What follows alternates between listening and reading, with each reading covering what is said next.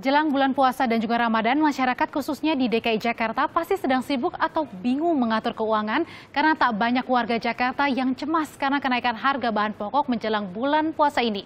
Belum lagi bagaimana mengatur keuangan untuk menghadapi persiapan mudik. Dan saat ini sudah ada di studio Kompas TV, kami akan membahasnya dengan orang yang tepat bagaimana mengatur perencanaan keuangan dalam kondisi saat ini. Iya, halo, selamat sore. Terima kasih, Mbak Prita. Halo. Sudah hadir di Jakarta hari ini. Mbak, ini kalau misalnya di bulan Ramadan akan ada banyak pengeluaran. Beli makanan, apalagi harga bahan kebutuhan pokok naik. Beli baju baru, mudik. Artinya kalau setiap bulan Ramadan pasti akan ada rogoh kocek yang membengkak sekali.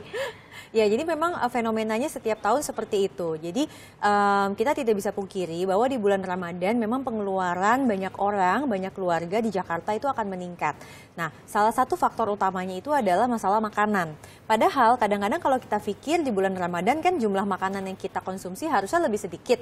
Karena orang hanya sahur, berpuasa, lalu berbuka. Tapi faktanya ternyata pengeluaran untuk makanan itu paling besar adanya memang di bulan Ramadan. Kenapa hal itu bisa terjadi, Mbak Prita? Ternyata fenomenanya itu adalah banyak orang yang mereka akhirnya melupakan menu bulanan yang biasanya mereka atur. Jadi kalau biasanya mungkin masak hanya untuk makan siang dan makan malam, sarapan ya mungkin hanya roti, sekarang itu sahur, kemudian berbuka dan kemudian makan malam itu seperti festival. Jadi seringnya juga di luar rumah, makan di restoran, berbuka bersama teman dan lain-lain. Artinya ada euforia tersendiri begitu selama Betul. 1 bulan. Jadi kalau di bulan-bulan biasa kita mungkin hanya pergi ke restoran itu di Sabtu Minggu, pada saat bulan Ramadan bisa jadi hampir setiap hari kita berbuka di luar rumah. Tapi salah nggak sih Mbak kalau sekali-sekali melakukan hal itu gitu? Kan ini setahun sekali diadakannya. Ya, sebetulnya begini, kalau misalnya boleh atau tidak, atau gimana kalau kita berbuka puasa di luar rumah, boleh-boleh saja, tetapi kalau bisa kita atur. Jadi dalam seminggu itu tidak kita pergi keluar rumah terus-terusan, sehingga kita tidak menggunakan pengeluaran kita itu hanya untuk makanan.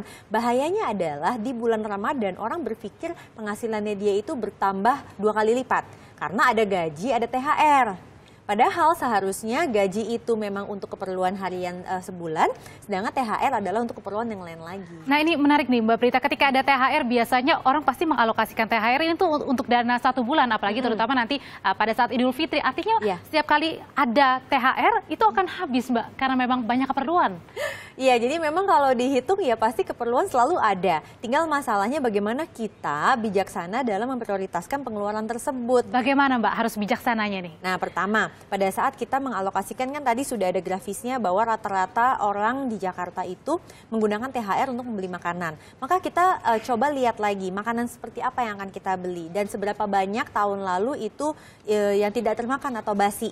Nah, dengan demikian kalau bisa kita alokasikan hal tersebut mungkin hanya sekitar maksimal 30% lah dari THR kita. Nah, Mbak Prita, ini kita lihat dulu nih, ada alokasi penggunaan THR yang rata-rata kalau 92% orang nih menggunakannya ke makanan, lalu kemudian baju, elektronik, ada juga THR, dan terakhir baru sedekah. Ini memang artinya adalah alokasi penggunaan THR yang memang harus dikatakan wajib lah setiap tahunnya. Oke, jadi sebenarnya gini, grafis ini artinya pada tahun 2012, jadi statistik ini tahun 2012, 92% orang menggunakan THR untuk membeli makanan. Jadi artinya hanya 8% orang yang tidak menggunakan THR untuk beli makanan. Kemudian 77% orang itu beli baju dan elektronik, 72% orang itu memberikan THR pada orang lain, hanya 67% orang yang melakukan sedekah atau membayar zakat dengan THR-nya. Jadi sebetulnya mungkin fenomena ini sayangnya kurang tepat ya kalau misalnya untuk dilakukan oleh kita. Kalau bisa semua orang memang pakai THR untuk pos makanan, lalu memberi THR orang lain dan juga sedekah.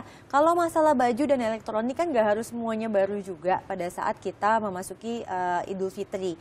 Jadi mungkin kalau boleh nih ya statistiknya berubah, makanan mungkin hampir semua orang beli makanan dengan THR. Terus angpau ya mungkin juga hampir semua orang pakai THR. Sedekah ini nih yang agak agak kurang kayaknya. Jadi orang-orang akhirnya udah sibuk belanja makanan dan sebagainya, akhirnya lupa untuk Kelupaan membayar yang terakhir. Nah itu kan tadi ini data grafisnya dari tahun 2012 gitu Mbak. Iya. Kalau misalnya sekarang trennya seperti apa? Apakah masih pos makanan yang menjadi prioritas utama? Iya, sepertinya begitu. Karena kalau misalnya kita tanya kepada banyak rumah tangga, terutama di Jakarta, memang kalau ditanya ke ibu-ibu, itu paling banyak habisnya adalah untuk makanan. Daging, kemudian biasanya bumbu-bumbu dapur dan sebagainya, itu memang memakan alokasi yang cukup besar. Plus ya tadi, yang banyak buka puasa di luar rumah tadi.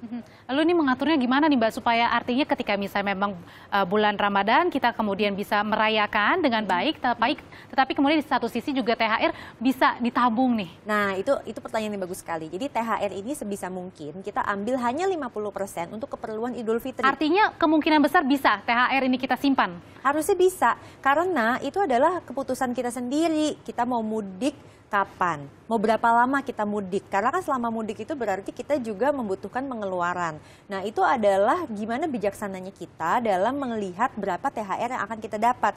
Biasanya nih, kalau saya sarankan 50% adalah untuk keperluan Idul Fitri.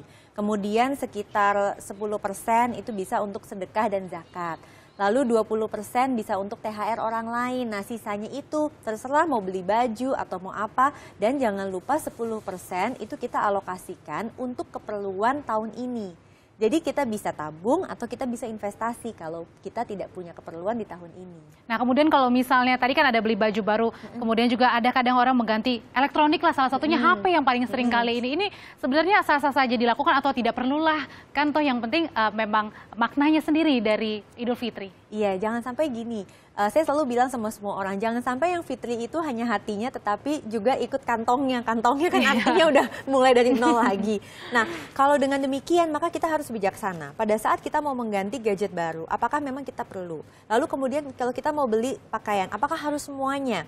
Saran saya, kita bisa bongkar lemari yang kita punya, kita lihat berapa banyak sebetulnya dari pakaian tersebut yang masih bisa kita gunakan di Lebaran tahun ini. Jadi istilahnya tuh yang baru satu kali begitu ya, pakai dua kali pakai gitu bisa digunakan. Betul, lagi. Jadi mungkin yang baru hanya bajunya, tapi celananya bisa pakai yang lama, sepatunya bisa pakai yang lama. Jadi nggak harus dari atas sampai bawah baru. Kadang-kadang yang baru bukan cuma pakaian, tetapi juga gigi dan rambut. Semuanya dari atas sampai bawah. Betul. Nah Mbak Prita, itu kalau misalnya kita berbicara mengenai personal diri seseorang. Tapi kalau misalnya bagaimana dengan orang yang pengen mudik? Apakah tradisi mudik memang harus selalu dilakukan setiap tahunnya? Ya, karena kan ini memakan kos yang banyak sekali. Jadi yang namanya mudik itu kembali lagi ke nilai-nilai dalam rumah tangga seseorang. Karena mudik tahun ini itu berbarengan juga dengan libur sekolah anak.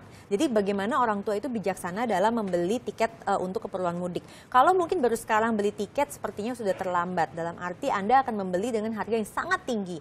Kalau memang Anda mungkin melakukan untuk menunda, maka itu akan lebih baik. Jadi membeli tiketnya itu untuk nanti pada saat semua orang sudah pulang baru kita pergi. Tapi kalau memang Anda sudah punya tiket mudiknya, maka yang perlu Anda atur adalah selama mudik bagaimana pengeluaran keuangannya. Nah, kalau misalnya kita mampu, nggak ada masalah.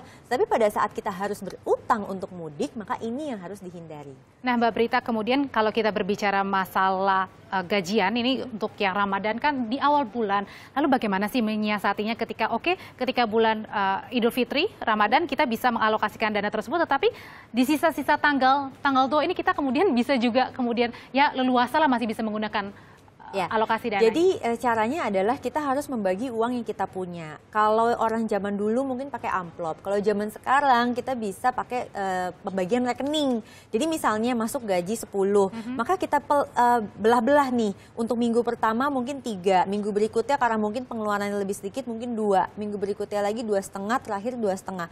Jadi kita ke ATM tuh tidak setiap hari, hanya mungkin 1 minggu sekali untuk keperluan kita selama seminggu tersebut, sehingga kita tidak melakukan pengeluaran di luar kemampuan kita. Atau perlu nggak mungkin dari jauh-jauh hari kita list dulu nih kira-kira pengeluaran untuk yang misalnya baju berapa harganya, kemudian yang alokasi yang lain berapa, itu perlu juga nggak kira-kira? Ya, itu yang tadi saya sarankan. Jadi pada saat kita tahu kita dapat gaji berapa, THR berapa, kita buat anggarannya. Nah, kalau misalnya yang untuk bulanan sebetulnya harusnya tidak berubah dengan bulan-bulan sebelumnya. Tidak mempengaruhi. Tidak mempengaruhi, tetapi kalau untuk THR yang tadi itu kita bisa gunakan 50% untuk keperluan ya Idul Fitri, mudik dan sebagainya. Terus kemudian jangan lupa bayar zakat, THR untuk orang lain, dan jangan lupa lupa juga kita harus menyisihkan untuk tabungan dan investasi. Terserah Anda boleh pilih Anda mau nabung atau Anda mau investasi, itu adalah keputusan masing-masing agar bisa dilihat tahun ini atau berapa tahun lagi ada keperluan apa saja.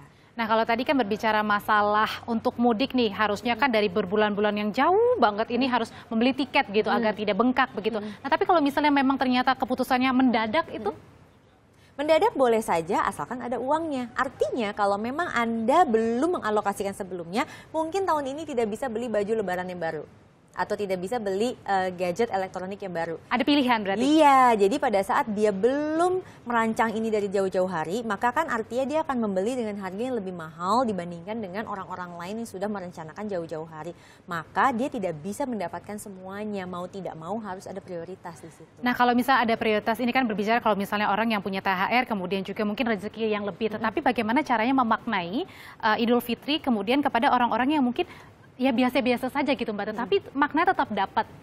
Sebetulnya kalau kita mau kembali lagi yang namanya Idul Fitri itu kan yang penting adalah kita bisa istilahnya bersama keluarga dan lain-lainnya, kita tidak harus makan juga bermewah-mewah karena sebetulnya dalam Islam juga tidak pernah diajarkan bermewah-mewah seperti itu gitu. Jadi ya alangkah baiknya kalau kita bisa bijaksana dan tetap sesuai dengan kemampuan kita. Kalau bisa jangan sampailah kita berutang. Artinya kalau yang bisa ya bisa kita lakukan, tetapi jangan sampai yang berhambur-hamburan begitu ya Mbak Prita. Terima kasih Mbak Prita telah bergabung bersama kami di Jakarta hari ini. Semoga bermanfaat kepada pemirsa yang ada di rumah.